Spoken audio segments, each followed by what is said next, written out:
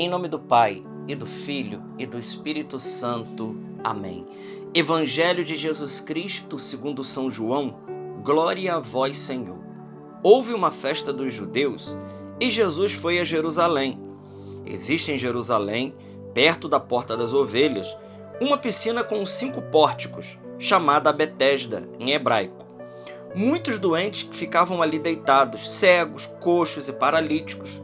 De fato, um anjo descia de vez em quando e movimentava a água da piscina, e o primeiro doente que aí entrasse, depois do borbulhar da água, ficava curado de qualquer doença que tivesse. Aí se encontrava um homem que estava doente havia 38 anos. Jesus viu o homem deitado e, sabendo que estava doente há tanto tempo, disse-lhes: "Queres ficar curado?" O doente respondeu: "Senhor, não tenho ninguém que me leve à piscina. Quando a água é agitada, quando estou chegando, outro entra na minha frente." Jesus disse: "Levanta-te, pega a tua cama e anda." No mesmo instante, o homem ficou curado, pegou a sua cama e começou a andar. Ora, esse era um dia de sábado. Por isso os judeus disseram ao homem que tinha sido curado: "É sábado, não te é permitido carregar a tua cama." Ele respondeu: "Aquele que me curou disse: pega a tua cama e anda." Então lhe perguntaram: "Quem é que te disse: pega a tua cama e anda?" O homem que tinha sido curado não sabia que fora, pois, Jesus, que se tinha afastado da multidão que se encontrava naquele lugar. Mais tarde, Jesus encontrou o homem no templo e lhe disse: "Eis que estás curado. Não voltes a pecar, para que não te aconteça coisa pior." Então o homem saiu e contou aos judeus que tinha sido Jesus que o havia curado. Por isso os judeus começaram a perseguir Jesus, porque fazia tais coisas em dia de sábado. Palavra da salvação. Glória a vós, Senhor. Meus irmãos, 1º de abril, estamos aí nos aproximando da Semana Maior, a Semana Santa. Nós temos hoje aqui Evangelho de São João, capítulo 5, versículos de 1 a 16. Esse belo texto em que, para a gente poder entender a profundidade do que aconteceu aqui, nesse texto, nós precisamos da ajuda da primeira leitura de Ezequiel, capítulo 47, que é uma preciosidade.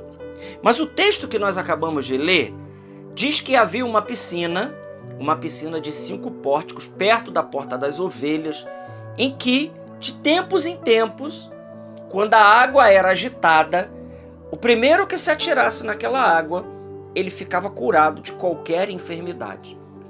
E por isso, por conta disso, perto daquela piscina, ali se ajuntava uma grande multidão. Uma grande multidão se ajuntava ali, de cegos, coxos, paralíticos, etc. Todos os doentes ficavam ali esperando que, no determinado tempo, a água ficasse agitada e o primeiro que entrasse na piscina ficava curado. Imagina essa cena. Vamos nos transportar daqui, porque eu penso que a nossa imaginação, ela nos ajuda muito também na oração. Quando a nossa imaginação ela está purificada, ela é um veículo maravilhoso para nos ajudar na nossa vida de oração, na nossa meditação da palavra. Então, a cena é essa: um pórtico, uma piscina de 5 pórticos, aonde os doentes ficavam ali esperando a cura, que poderia vir, que poderia não vir. E o texto fala de um homem que estava ali 38 anos. 38 anos, esse paralítico, ele estava na piscina de Betesda procurando a sua cura. O que isso quer dizer para nós?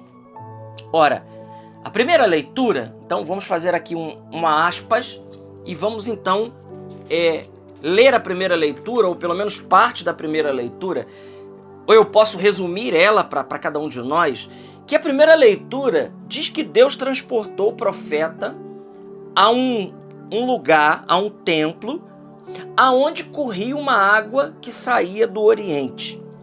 Essa água que jorrava do lado oriental do templo e que ele foi entrando, à medida que ele foi entrando nessa água, a água chegava aos tornozelos, depois a água chegava ao joelho, depois essa água chegava à cintura, e quanto mais ele avançava na direção dessa água, chegou o momento que ele precisava então, já não dava mais pé, ele precisava então, para permanecer nessa água, ele precisava nadar de braçada.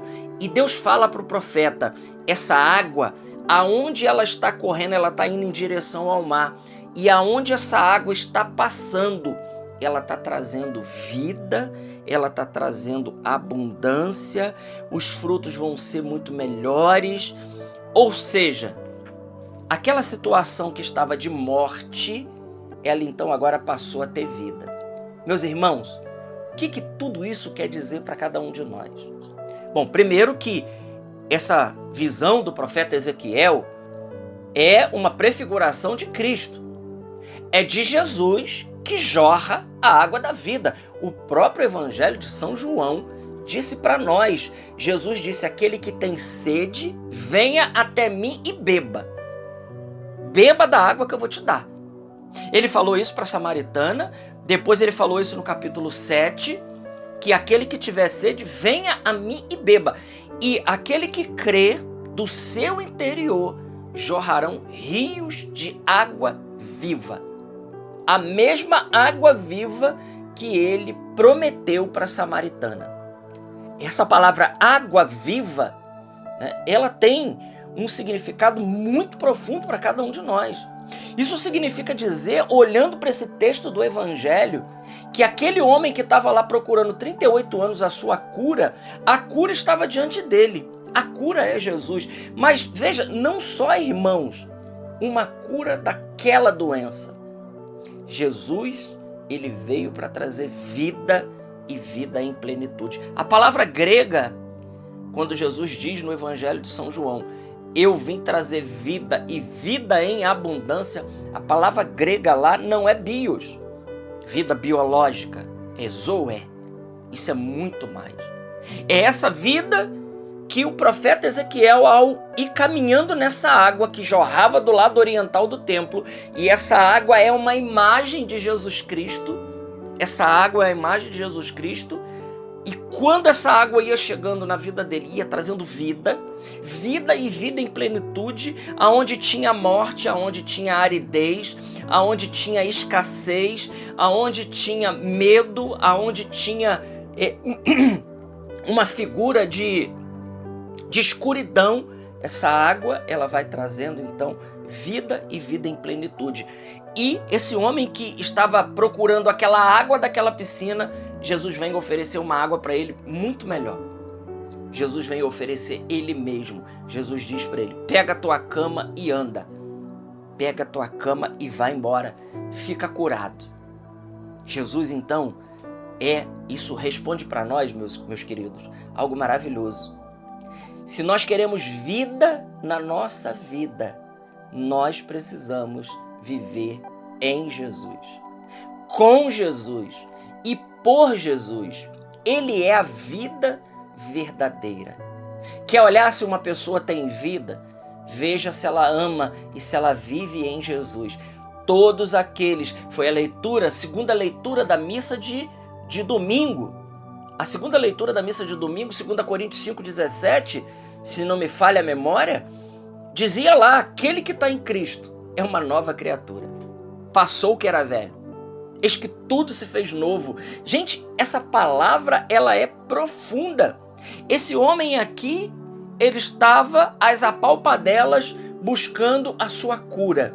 E ele encontra com a própria cura, a própria felicidade estava diante dele. Jesus traz um sentido novo para a vida daquele paralítico da piscina de Betesda. Jesus dá um sentido. Jesus não só cura aquela doença física dele, mas Jesus mostra para ele que ele é a grande claridade, que ele é a grande alegria da vida daquele homem. E com certeza, mas veja, Jesus, quando encontra com ele mais tarde no templo, o Senhor fala algo muito importante para ele. E fala algo muito importante para mim e para você, querido irmão. Por que isso é importante? Jesus disse para o homem, olha, veja que você está curado, mas não volte a pecar, para que não te aconteça coisa pior. Eu quero dizer para você, meu irmão, minha irmã, você que teve a vida transformada por Senhor, assim como eu. Eu que fui alcoólatra, eu que fiz tantas coisas erradas, né? Quem conheceu o meu passado poderia dizer, esse daí está falando de Deus agora? Sim, porque aquele que está em Cristo é uma nova criatura. Passou o que era velho. Deus, ele não olha o nosso passado. Ele não está preocupado com o nosso passado se nós nos arrependemos e nós estamos caminhando com uma vida nova com Ele. Jesus tem no Colégio dos Apóstolos um que traiu e se tornou Papa, né? Tem aqueles que correram, abandonaram Ele, só ficou ali João. Todos correram, largaram Jesus sozinho. Jesus tem Maria Madalena, que começou a seguir Ele, foi a testemunha da ressurreição. Uma que tinha 7 demônios, que vivia uma vida erradíssima, mas que encontrou Jesus um dia e que modificou a sua vida. Então, meu irmão, minha irmã, cuidado. São Paulo diz, aquele que está de pé, aquele que se encontrou com Cristo, é uma nova criatura. Tome cuidado para que não caia. Porque Jesus diz, se você voltar a pecar, ou se você voltar para a vida velha, pode ser que você se torne pior do que era antes. É isso que Jesus está dizendo. Olha que você está curado, mas não volte a pecar, para que não te aconteça coisa pior. Então Jesus é esse rio de água viva, mas ele nos adverte aquilo que pode roubar. O que pode roubar essa felicidade e essa vida em Deus? É o pecado. É o pecado, e é o pecado que, meu irmão, minha irmã, ele não começa já de cara, mas aquele que vai cair, ele dá sinais de que vai cair. É como um carro que vai estragar, né? Ele começa a dar sinal que vai estragar. É como as coisas que vão acontecendo e cada coisinha que vai acontecendo vai dando sinal que nós vamos cair. Por isso, não só evitar os pecados mortais, mas os pecados veniais, que uma sequência de pecados veniais fatalmente culminará num pecado mortal. Porque se um mata a caridade, que é o pecado mortal, o outro enfraquece a caridade. E nos deixando fraco, possivelmente, nós no momento de fraqueza, nós podemos muito desagradar a Deus com um pecado mortal. Então, a palavra de hoje é muito bonita, mas muito séria para cada um de nós. Glória ao Pai, ao Filho e ao Espírito Santo, como era no princípio, agora e sempre. Amém. Salve Maria Imaculada.